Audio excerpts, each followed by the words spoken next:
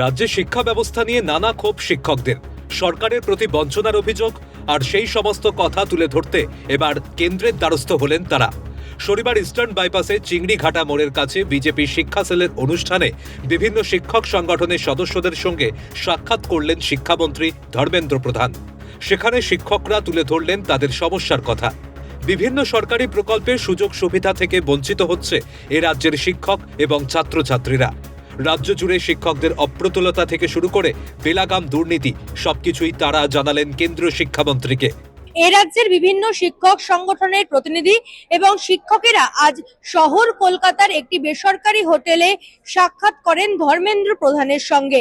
মূলত ধর্মেন্দ্র প্রধানের সঙ্গে তাদের একটি সাক্ষাৎ সভার আয়োজন করা হয়েছিল। সেখানে তারা কি বঞ্চনার শিকার সমগ্র বিষয়টি তারা ধর্মেন্দ্র প্রধানকে জানান। আমরা 13 বছর ধরে এই সরকারের আমলে আমরা নিয়োগ হয়েছিলাম, কিন্তু এখনো পর্যন্ত এই সরকার আমাদের এই বঞ্চিত করে রেখেছে। আমরা বারংবার সরকারের কাছে যাচ্ছি, আমরা এমএলএ থেকে শুরু করে প্রত্যেকটা দলের কাছে আমরা যাচ্ছি এবং ওনাদের দলের প্রত্যেকের এমএলএর কাছে আমরা ঘুরে বেড়াচ্ছি, এমএলএ থেকে প্রত্যেকের কাছে, কিন্তু আমাদের এই দাবি এখনো পর্যন্ত পূরণ হয়নি। শুধু তাই নয়, টেট নিয়ে যে জটিলতা অব্যাহত রয়েছে তা নিয়েও অভিযোগ জানায় শিক্ষকদের বিভিন্ন সংগঠন। পাল্টা শিক্ষামন্ত্রীর আশ্বাসে আশ্বস্তও হয়েছেন তারা। আমরা মূলত শিক্ষামন্ত্রীর কাছে টেটের যে বিষয়, সেই টেটের বিষয়টা জানাতেই আমরা এখানে এসেছিলাম। আমরা ওনাকে বিষয়টা জানিয়েছেন, উনি বলেছেন যে এই বিষয়টা নিয়ে কেন্দ্রীয় শিক্ষামন্ত্রী এবং কেন্দ্রীয় নেতৃত্ব দেখছে, বিষয়টা ভাবার কোনো চিন্তা নেই। ওনারা বলেছেন, আশ্বাস দিয়েছেন যে বিষয়টা দেখছেন এবং যেহেতু কোর্টে অনেকগুলো রিভিউ পিটিশন আছে, সেই রিভিউগুলো ওপেন হওয়ার পর ওনারা আইনগত বিষয়টাও দেখবেন। আমরা কিছুটা খুশি যে ওনারা এই বিষয়টা মাথায় রেখেছেন। আশা রাখছি যে আগামী দিনে এই টেটের যে শঙ্কা, সেই মেঘ কেটে যাবে। সুপ্রিম কোর্টের রায় এটা একটা মারাত্মক বিপর্যয় ডেকে এনেছে। আমরা চাইছিলাম যে যারা 2011 সালের আগে, যখন টেট পরীক্ষার কোনো অস্তিত্বই ছিল না, তো তাদেরকে টেট পরীক্ষার আওতায় আনা থেকে বাদ রাখা হোক। এবং একই সঙ্গে আমরা এটা জানি যে স্কুল চালানোর জন্য যে কম্পোজিট গ্র্যান্ট লাগে, এই কম্পোজিট গ্র্যান্ট কেন্দ্রীয় সরকার রাজ্য সরকারের সঙ্গে সংঘাতের জন্য তারা দিচ্ছেন না, যাতে সরাসরি কম্পোজিট গ্র্যান্ট বিদ্যালয়ের অ্যাকাউন্টে যেতে পারে। শিক্ষামন্ত্রীর কথায় এই সরকারের নীতির জন্য অনেক সমস্যা হচ্ছে।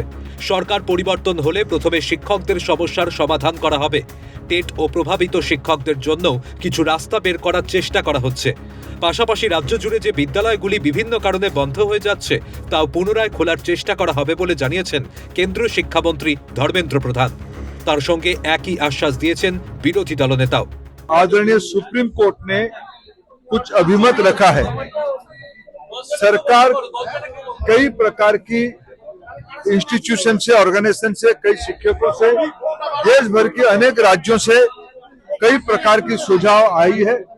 हमने राज्यों के साथ बात कर रहे हैं, टेट से प्रभावित शिक्षकों के लिए সুপ্রিম কোর্ট को संज्ञान में लेते हुए कुछ ना कुछ रास्ता निकालेंगे। উনি তো এক লাইনে বলে দিয়ে গেছেন। দেখুন, সুপ্রিম কোর্ট তো সর্বোচ্চ জায়গা।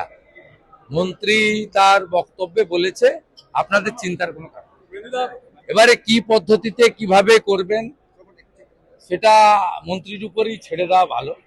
তিনি এক কথায় বলেছেন আপনাদের কোনো চিন্তার কারণ নেই। ওটা আমিও রিপিট করেছি যে আপনারা আপনাদের শিক্ষকতার কাজ পরিবর্তনের পক্ষে যে কাজ করার করুন, বাকিটা ভারত সরকার দেখছে। টেট নিয়ে কেন্দ্রীয় সরকার যাতে কিছু উদ্যোগ নেয় বা সদর্থক ভূমিকা পালন করে তারও আবেদন জানিয়েছেন শিক্ষকেরা। ক্যামেরায় জনির সঙ্গে রেশমির রিপোর্ট, কালকাটা নিউজ, কলকাতা।